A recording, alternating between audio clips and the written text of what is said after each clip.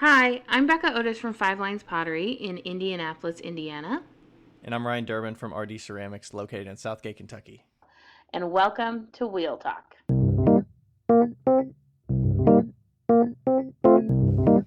Hey guys, we've loved answering all of your questions so far. If you'd like to hear your question on the podcast, please send them to us on Instagram at Wheel Talk Podcast or by email to wheeltalkpodcast@gmail.com. Thanks. Get it? Got it. Get it! Hi, Ryan. Hi, Becca.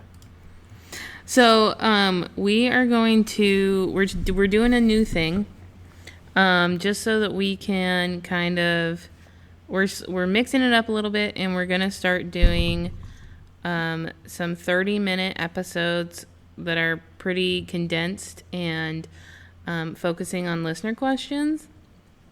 And this way we're going to add, what did we decide? 2 episodes at the end of each month. 2 30-minute episodes, one on Wednesday and one on Saturday in the last week of the month. Yeah, we're going to try that kind of layout because we're kind of getting to the point where having content that is well thought out and ready to go for 2 hours of content every single week, we just don't want to dull down the quality. So we're trying to keep the quality up, and we have a plethora of listener questions all the time. So some of these questions fall in a range of like, are they short answers? Can we answer them in 2 minutes? Or are they longer answers that need like 15 or 20 minutes? Because that's kind of an in-between state where it's not really a full episode, but it's not really a short one. So the idea is we're going to try to answer a couple listener questions that are kind of longer that we can do in a 30-minute time span. So yeah, we're going to give it a go. And we figure we can give you 2 episodes in a week, which will satisfy your brain waves, but also free up a little bit of time for us as well. So, yay! Yeah.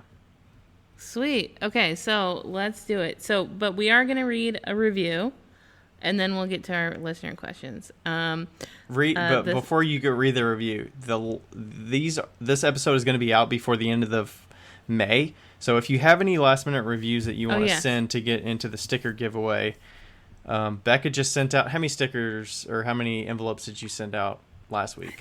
I think it was like 7.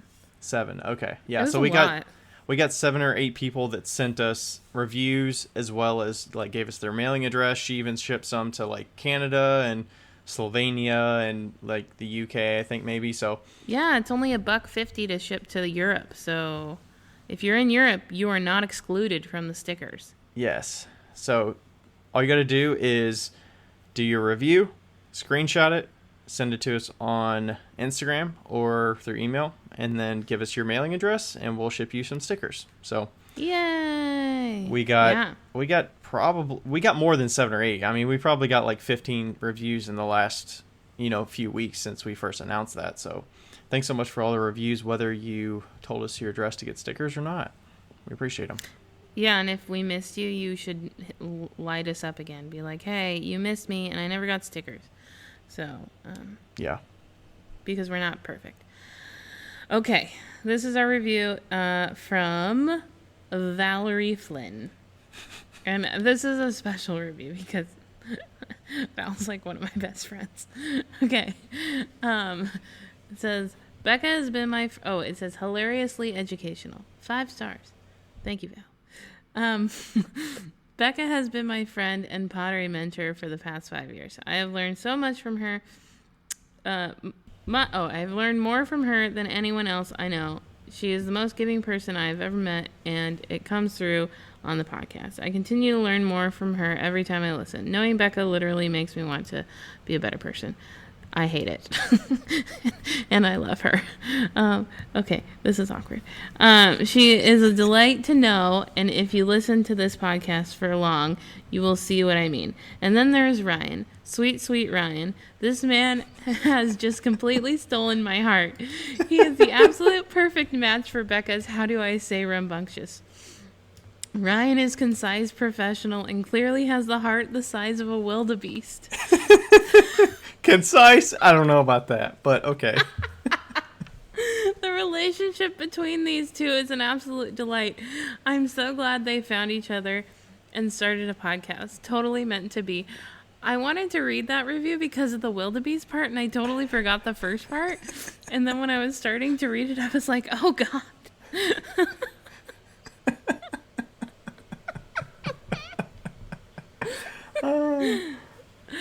I love that review. The wildebeest part is the best. What was it? A heart the size of a wildebeest? You have a heart the size of a wildebeest.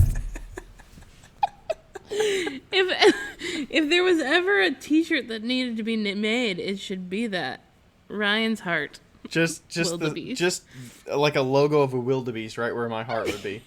Yes.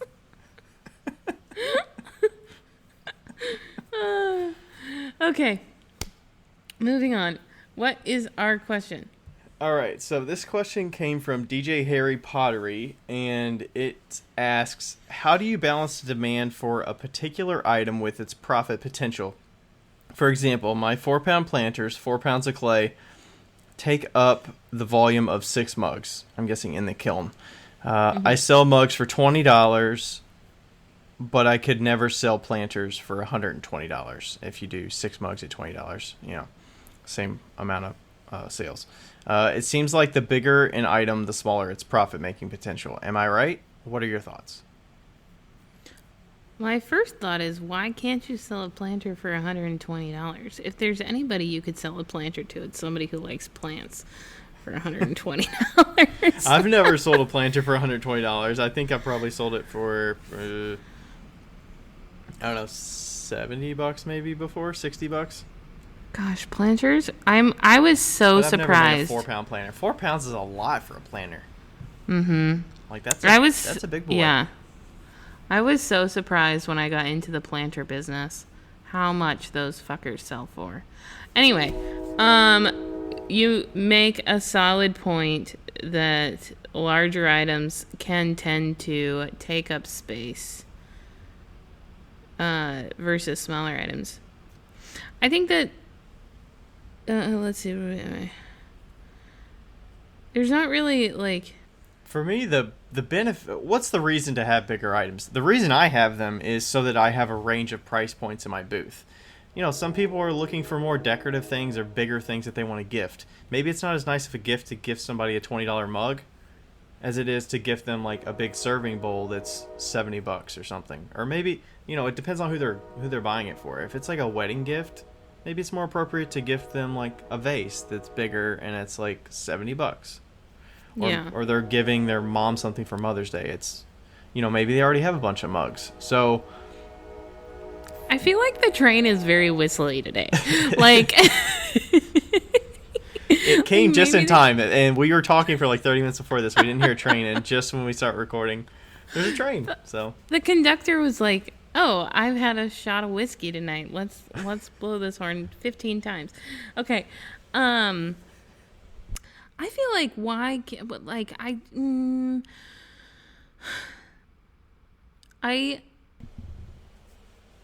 I just keep thinking about how Marshall, my friend, who's a photographer, always says, you have the big stuff so you can bring people in. Like, he has this huge photograph of Kolchak that's like, which is a mountain and like a lake that's in Washington. That's like right in front of his booth, and it like draws people in. And he's like, I don't genuinely expect to sell that, Right. Like, he's like, it'd be fucking great if I did, but it's not something that today I'm gonna sell that Kolchak. Like, that's not in the forefront of his mind. And that's kind of how I feel about larger pieces. Why can't you make that planter $120? Like, why not? And some of the reason you price things that you don't make many of, some of it, like, I price stuff higher because I don't want to be churning them out. Like, if I'm making a serving bowl, for instance, I think I price them at like $70 now.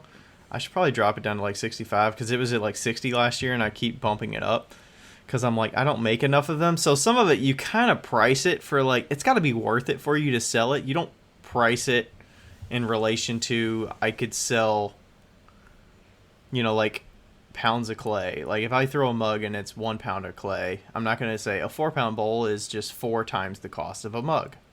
Like, Right. that No. doesn't really make sense for me to do it that way. It's just, I think the bowl, like, I price it based on what I'm willing to get for it, as well as, like, do I want to be making a ton of them? Do they sell when I have them? I would say one out of every, like, 30, well, not 30 sales, but, like, probably once a show I'll sell a big bowl, for instance. So, like, I don't want to be selling 5 of those at a show because I don't make Yeah. that many. So And also, like, packing up those large bowls is kind of a pain. it is nice when you don't have to pack them back into the bin at the end of the day. That is nice. Totally true. Yeah, no, I think that I would also say, I don't know, I think that the large pieces can be sold for, a little bit more expensive. And I know that's not really the question. It's not really the question that the bigger items have a smaller profit. I don't think that that's the way it should be. I think that the bigger items should have the same amount of profit. Maybe you just need to make your bigger items better. Yeah, it's asking about the balancing the demand for a particular item with its profit potential. I mean, the mugs have a very high demand on them. So you have to bump the price up to keep up with what you can supply. And I feel like it's more of a supply and demand question than a profit potential question. Like, Yeah. what am I comfortable supply-wise based on the demand? And I don't really think about the space concern in the kiln when I'm deciding what I'm going to make. I mean, it's more about, like, what I want to spend time making. And I do kind of drag my feet, like, oh, I need to make some more pictures. I haven't made pictures in a while. So it's like, when I do make them, it is a lot of clay, so you have to have a lot of clay prepped. And then, you throw it. It's not that hard to throw, but, like, space-wise, it does take up a lot of space in a damp box, so I can't make, like, 10 of them at once because I don't have enough damp box space to store them. So, I mean, that's kind of a factor. I got to make, like, 4 at a time and kind of work through it that way. And, dry them really slow. So there's just more risk that goes on with making those bigger items because you got to be conscious of, am I putting the handle on at the right time because you don't want to have cracking, and am I trimming it at the right time if you trim it, or do I have the kiln space to store it in here and glaze it and everything? And I mean, that's kind of a concern, but it's more just like you got to be a lot more careful with it. If I have a mug, I'm not as careful with the mugs because I know what to expect. Yeah. Also, DJ Harry Pottery, I think you can sell your mugs for more than $20. That's true as well. I'm just looking at your page maybe right they were now. just throwing $20 out there, but Yeah, if you were just throwing money out there, that's totally fine. I'm just saying that you have pretty good stuff, and I think you could get more than $20 for them. Just a thought. Just because you're worth it. But yeah, do you think bigger items? It seems like a bigger an item, the smaller its profit potential. Do you feel like that's true? It doesn't have to be true, No. right? Man, I'm just thinking about the stuff at work and, like, how we make large bowls very frequently. And I'm more thinking about, like, the person that sells our items. And no, I don't think that, like, the large bowls, like the larger bowl, I can't remember what it's called, but the bigger bowl, that's what it's called. The bigger bowl, she sells it for like $150. It's called the bigger bowl. Yeah. She sells it for so much money. And Does people buy it. Yeah. So you're not pricing that. I'm not pricing that big bowl to sell it. I'm pricing it for the right. It's got to be kind of a, like, iffy for me. Like For the right I almost customer. feel like it's too bad pricing it that high. But I want somebody that's willing to buy it at that price. Yeah. Yeah, yeah, it's pretty incredible. I mean, Yeah, the bigger bowl is $165. The everything bowl is $99. So like, and the smaller bowl that she has is like 50. You know, so What's a I smaller think bowl, like that a cereal bowl? it's about that size, but it's got a spout and stuff. But I do understand what he's saying though, because like, I feel that way about bowls. Just bowls versus, I think not even necessarily like large bowls, but like bowls versus mugs. Yeah. Okay? So it's been a continuous problem for me that I feel like, you know, a mug can be, I don't know, you can sell a mug for $50 easy, right? Mm-hmm. Or somebody can. And or even let's say it's 30, right? A $30 Yeah, my mug mug is $30. Yeah. Okay, a $30 mug. And that mug, you could fit 3 of those mugs in the same spot of a bowl, right? And a bowl, if you sell a bowl for more than $20, people are like, what the fuck? I sell my bowls for 24 and then 28 for the shallow pasta bowl. Shallow Do they bowls. buy it? Do people buy them? Yeah. Yeah? I bumped it up this year. It was $20 before. I bumped up to 24 because I was kind of getting ahead of it. Like, you know, because it was a big hit. If I sold 4 of them, I was like, shit, I just sold 4 bowls.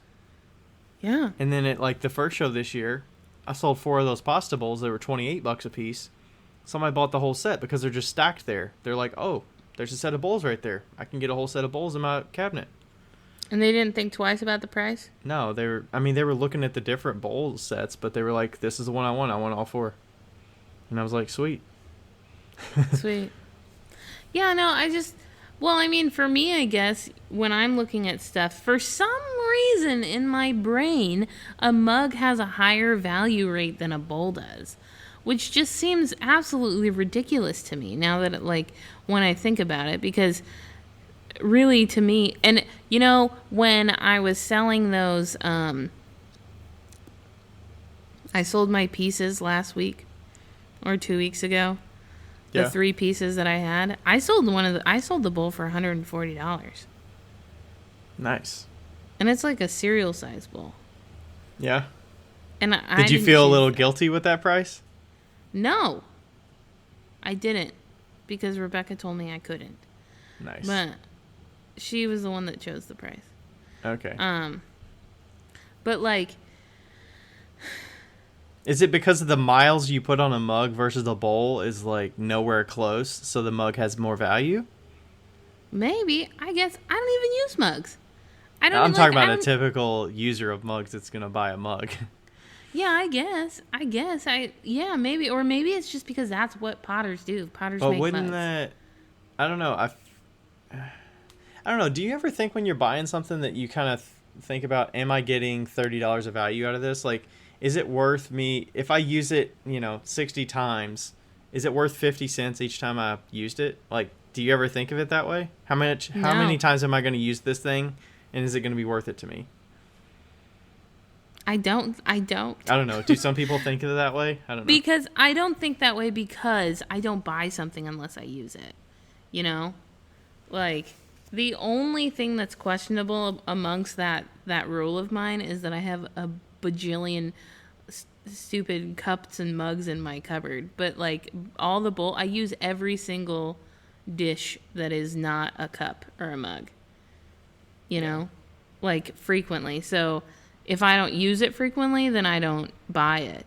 And if I don't have a use for it, I won't buy it. But that's why I don't buy any more cups. I mean, there's no possible way that I use every single mug that I have in my collection. I mean, you've seen my collection. I have like 100, right? Yeah, there's no way. And I'm usually the one that uses the mugs. And on average, I use a mug for 2 days. And then I usually use somebody's mug for the Monday, Tuesday, and then I use somebody else's mug for Wednesday, Thursday. And then I use one of my mugs on Friday. And I change it every single week. So I try to not use the same mug, week to week, and probably don't use the same one for probably 3 or 4 months after the last time I used it. Yeah. That way I keep changing it up. But there are some mugs that I have used and I like will leave them up there and I kind of like have let them serve their retirement on the shelf. Like I don't really use them that much. Yeah. And it could be for function or it could be like, you know, I got this one mug in like Italy. So it's like a remembrance of our trip to Italy. It's not necessarily like I got it for the function of that perfect mug. Right. It's more like a remembrance of that memory. So there's some of those kind of things or just, you know, preferences of like, you know, do I like a one finger handle? Not usually, but are there a couple mugs that I have that are one finger handles that I'll use more frequently?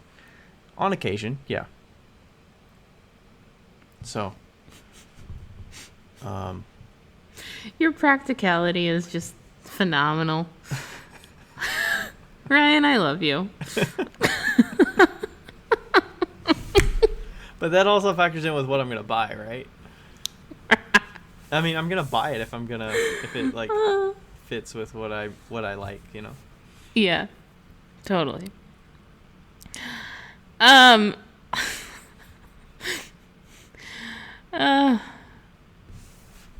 don't. Going back to this question, I don't think there has to be a smaller profit on bigger items. I think that's the answer that I have. I think that you can scale it up. And if do you base it on whether you sell things too quickly and you're kind of out of stock, and you're like, hey, I can probably bump the price up a little bit? No, I'm basing it on the fact that you're worth, like, you should be worth that $120 planter. You know, 6x20 is huge. No, they're saying 6 mugs at $20 a piece. It comes up to $120. Oh, okay. I was like, damn, that's a fucking huge ass planter for 4 pounds. That's like a bonsai planter if it's 6 inches tall by 20 inches wide. Like, damn. Yeah, I mean, do you get down to the nitty gritty of like profit margin on individual forms and stuff? I don't. I feel like, you know what, also I was thinking about that and like the bigger stuff, like there's no, when it's like a big item, there's never a question of like, you know, the mug, you're like, okay, how long did this take me to make? Like how many pounds of clay? Like how much does it take up in the kiln? Blah, blah, blah. And it's like, we've done like the whole math about that. With a big item, you're like, it looks like $65.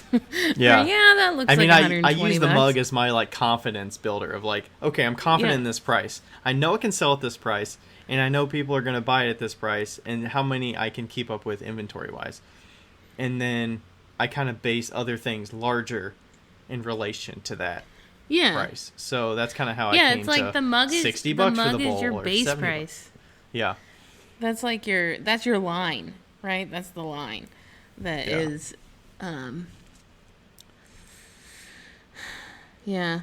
But the harder thing was coming up with some of the like carved pieces. Like, what am I going to price this carved mug at? Or what am I going to price this carved planter at? Because I'm like, what are people willing to pay for a planter? I mean, I'm like a carved planter. Like, I would like to sell it for, you know, $75 with a saucer. But, like, is that realistic? Is someone going to spend $75 for a planter, like, carved planter with a saucer? I'm like, maybe. Yes. I think so. Plant but people are fucking crazy. Like, we've already discussed this. Plant people are fucking crazy. They are in the best way possible, by the way. But they're willing to they're willing to pay it. And a lot of the time I'll think of it, what would happen if I got somebody that reached out and said, I want 5 of those? Am I going to be happy with it if I say, I want 5 of those serving bowls that look like this? Am I going to be happy with selling that bowl for $50? If I got an order for 5, am I going to be happy with $250 for those 5? Or is that going to feel like a chore? Like, am I going to be like, okay, now if it's $70 and I got it for 5 of those, like, is $350 going to feel better? Yeah. Like, all right, I can do that. Hell yeah. So that's a way that I kind of think about it as well. Because I'm going to have to make more of those, and if it's not worth it, then maybe you're pricing too low. And your profit's not enough there, so. I don't know if there's an answer to this question.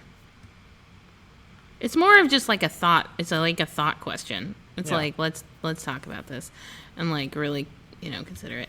But generally, I don't really think of volume. The volume of the pieces doesn't really concern me. It's more of the inventory question. Well, yeah, that's another thing too. It's like, are you making enough pieces where a planter that takes up the space of 6 mugs really matters?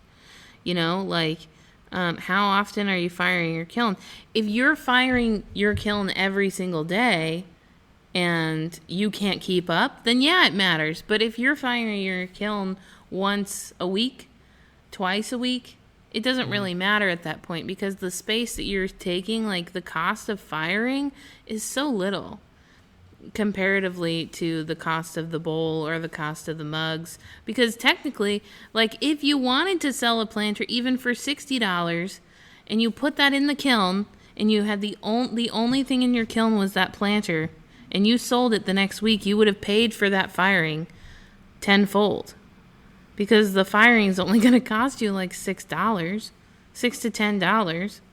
So really, I think that what I've learned over the past couple of years is to not be so chintzy with clay and with space, because there's plenty of both. Unless, like I said, unless you're firing 8 kilns once a day, Yeah. like, at that point it does kind of matter. But if you're not firing that frequently, then it's really, is that a realistic like cost analysis? Because that bowl, like that big bowl, is really not taking up that much time, like that much money in the space of the kiln, essentially. What if this scenario comes up? Okay, you've got a show this Saturday. It's Monday right now. You could fire 1 kiln. If you can have enough stuff to fill 1 kiln and fire 1 kiln, are you going to put in there 6 mugs or 1 planter? Oh, I'm always going to do the mugs. I'm going to do the mugs because, what are the chances of me selling 2 of those mugs or 4 of those mugs? Like, there's a better selling chance for the mugs than there are for the 1 planter. I'm putting all my weight in this 1 planter if I only fire that. Well, and not only that, but the fact that you might sell those 4 mugs to 4 different people that might tell 4 different people that you got that mug. Like, there's so much more growth essentially from those mugs. Yeah. So yeah, I'm always going to choose the mugs. Yeah, I'm kind of in the same boat. I can always have a chance of selling those mugs. Even if you only sell 2 of the mugs, like $1 is $1, right? So if you sell 2 of those mugs at $20, that's $40 towards something. And if you didn't sell the planter, then you made $0. But you could have made $120. But it's or like $120 even if or your nothing. planter was $60, we'll push it down to a little bit more of a realistic price. But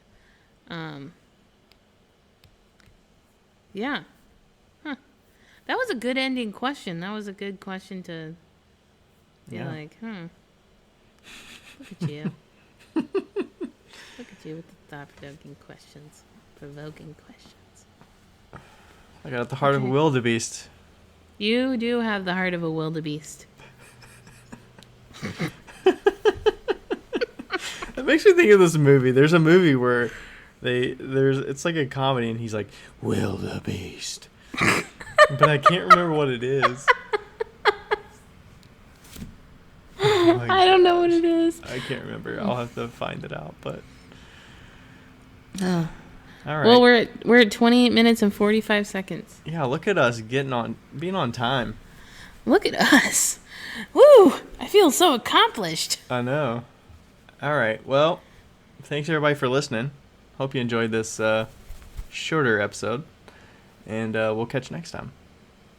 Yeah. Peace. Bye.